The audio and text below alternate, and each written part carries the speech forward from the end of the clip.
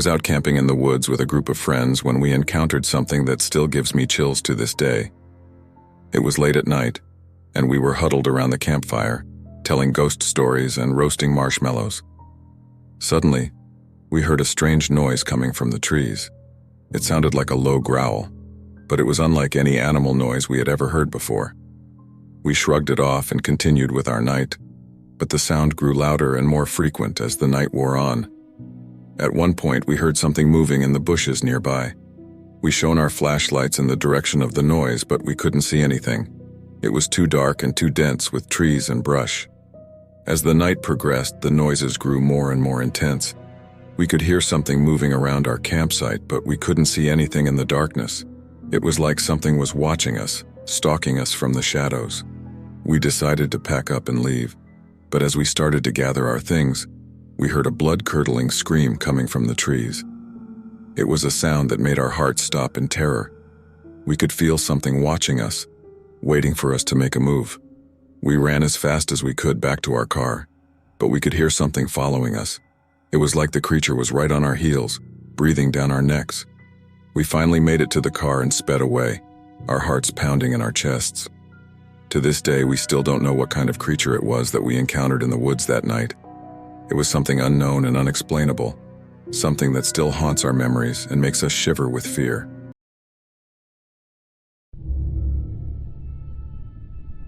At the time of my experience, it was 2 months after Hurricane Maria hit Puerto Rico. I was living with my uncle and aunt in their farm. The farm is located on top of a mountain that forms part of El Yunque. El Yunque is a mountain range that is a national reserve, and there's rumors that the government uses it as a lab. Think of it like the Area 51 of Puerto Rico. My uncle has told me several times to be careful when I go outside at night because I can get lost, or a group of wild dogs could attack me. Usually I don't go outside at night because I don't have a reason to do so. One night I was with my cousin Miguel.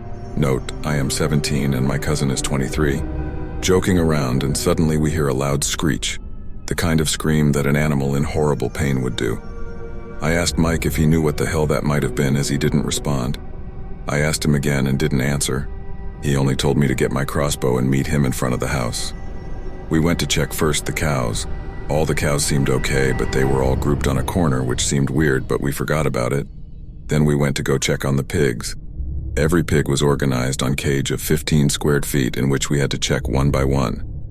All the pigs looked scared. We then reached the last cage in which Colonel was supposed to be, my uncle's fattest pig. But the cage was empty, which was weird because we checked on him before going home. We started looking if there was some remains or something, but we found nothing except some blood on the mud. Then we heard another screech that sounded that it had came from really close by. We ran out and started looking for a huge-ass pig, but we didn't see nothing. We decided to split up so we could cover more ground. I went down on a trail that has a lot of trees on each side. I started hearing heavy footsteps like 20 feet from where I was standing. I decided to keep walking. When I reached the place that the heavy footsteps came from, I saw some glowing red dots. I flashed my flashlight at it, and that's when I saw it. The ugliest thing that I have ever seen. A black humanoid canine mix that looked grotesque. It didn't have hair, it was just rugged skin. Its face looked like the one from a bat, but with some giant teeth that looked to be bigger than its own face. That's when I knew that I encountered the fucking chupacabra. Luckily, he didn't notice me. He was distracted with something else. I noticed that he was eating a live kernel. At that moment, I silently backed off and hid behind a fallen tree. I had to witness how he ate kernel. I was in tears. I then decided to kill that fucker with my crossbow. I aimed at him and took my shot, and I hit him on the ribs. He started shrieking, running down the mountain. I then called Miguel and told him to come to where I was since we needed to bring back Colonel, or at least try to. We decided to do it the next day. Miguel asked me what was all of that screaming. I told him that it was the pig suffering because knowing my cousin, he would try to go after that fucking thing and kill himself on the attempt. We started going back home to catch some sleep, but I couldn't sleep. I just kept seeing that fucking thing in my mind. At morning, I went back with Miguel to retrieve the Colonel's carcass. The body was intact, except that it didn't have any more blood, and it only had one small hole on the side. Miguel started laughing, and I was like, what the fuck is he laughing at?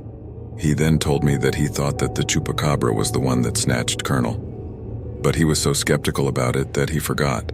When I told him that I saw it and shot it on the ribs, Miguel said that my uncle once shot the chupacabra on the face with a shotgun and left it for dead, but apparently the son of a bitch lived. After that night, I'm not going to step foot into a forest without a weapon.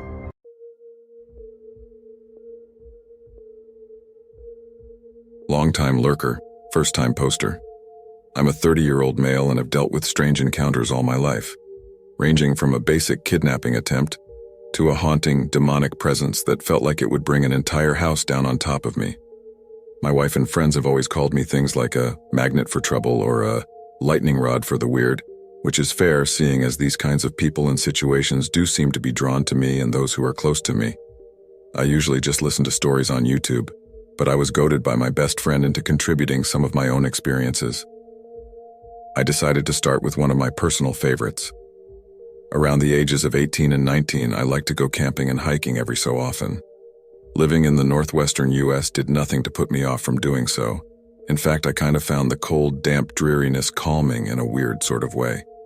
Spending a decent amount of time outdoors, I would occasionally meet like-minded individuals, some of them Native American. I grew somewhat close with a small group of Native guys around my age, possibly 3 or 4 years older, and after running into them a few times, they took notice of how I was respectful of my surroundings, or at least that I was not an entitled glamper. I guess this gave them enough reason to invite me to join them on one of their outings over the weekend. Let's call them Wolf, Hawk, Bear, and Ted to make things easier. I met up with them at the edge of the forest before sunrise. We all shared the preference of getting an early start, as well as getting as far from civilization as we could, within reason. We hiked between 60 minutes before we found a decently wide, flat area and set up camp. The remainder of the day was spent drinking lightly, sharing past experiences, identifying bird calls, and me listening to some of their cultural stories and legends. It was well after sunset when the event occurred. Wolf got up to answer the call of nature and wandered off through the trees. After he was out of sight, I decided that I might as well take care of my own burden, having hoped that it could have waited till morning. Up until then, I made sure to let the rest of them know that I was going number 2 so they wouldn't worry if I was gone for longer than our other companion. I ventured out farther than I would have had I needed to take a leak, not wanting one of them to stumble upon me while in the middle of my business. I had just done my belt up and turned to return to our campsite when I thought I heard something in the distance. I frowned, tilting my head and straining my ears to see if I could catch whatever it was again. "Help!" someone cried out. It was soft, so I couldn't tell exactly which direction it was coming from, but it sounded like a male's voice. "Hello?" I called back, eager to lend a hand to anyone who was lost or possibly injured. "Help!"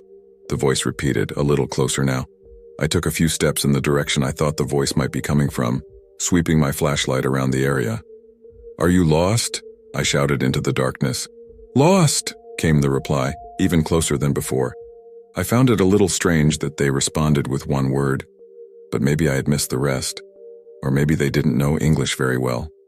Either way, that was enough for me to take a few more quick, determined steps towards the voice. But I was stopped dead in my tracks by the next thing I heard. "I'm lost," it shrieked, drawing out the word in what sounded like a human yelling mixed with the high-pitched scream of a deer or an elk. I felt goosebumps raise wherever they could as I muttered to myself, "What the hell?" I took a couple more slow steps, my flashlight darting from place to place until I heard twigs and brush being disturbed from the direction of our campsite. I whipped around while drawing my hunting knife to be met with the sight of Wolf wearing a stern but concerned expression. I relaxed and sighed in relief before trying to explain about the voice I heard and how we should go out and see who or what is out there. He just grabbed my upper arm and stoically began dragging me back through the trees. I didn't resist, but I kept trying to make a case for at least attempting to rescue the person out in the woods. His response was chilling. "I heard them too. Ain't no person out there, man," he mumbled. I was too dumbstruck to say anything else until we got back to the rest of our group. Once within sight, they began clapping and hooting a little, raising their cans of beer as they shared a laugh. "Wendigo almost got the white boy, did he?" Bear asked. Wolf responded by shaking his head, his eyes widening as he exhaled with his cheeks slightly puffed up in a "that was too close" kind of way. At this point, I'm sure it was one of their friends helping them play a prank on me, so I call them out on it. They laugh a little more and Hawk said, "Look around. We're all here. It was true that the four of them weren't really social with many others, but I was convinced that wasn't proof enough.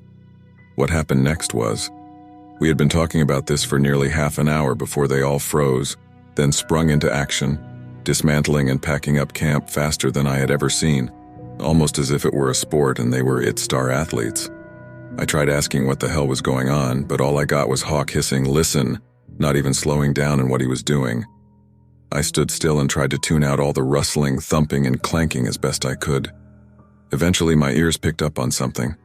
It was a kind of deep chittering or clicking, similar to the sound Predator makes, coming from the same direction I had gone to use the facilities. I was only standing there for a few seconds before I was snapped out of it by Bear handing me a length of rope with a D-link on the end. "Hook it on your belt. Can't afford getting separated," he said, his eyes focused on the brush past me. I took it and did as he said, following them to the side of the camp closest to the way back to our cars, before they threw a couple buckets of dirt over the fire. As soon as it was smothered, Wolf said we needed to get out of the forest as fast as possible. We didn't run, being hooked together and all, but we walked quickly and half-jogged the whole way, turning what had been around a 45-minute journey before into a 20-minute one. The mood seemed to lighten up immediately after we emerged from the forest, the rest of them laughing and catching their breath as if we had just come out the other end of a perilous ordeal. Me still feeling a little lost on what just happened, we set up camp again on the grass near our cars. No fire this time, just lanterns. Once we were all settled, I asked Wolf if they really thought Wendigos were real, and if there had actually been one out there hunting me. They all went quiet as he explained. "The truth is, we don't exactly know what it is," he said with a shrug. "All we know is that they use the voices of people or animals to lure their prey, then," he clapped his hands, "they ambush it." I felt a bit queasy, wondering how close I'd been to being attacked. A new thought came to mind. I get that it calls for help if it knows people are around, but what was that noise before we packed up? He looked back at me grimly. That's how they communicate with each other. I shuddered, further disturbed by the thought of more than one of those things stalking me.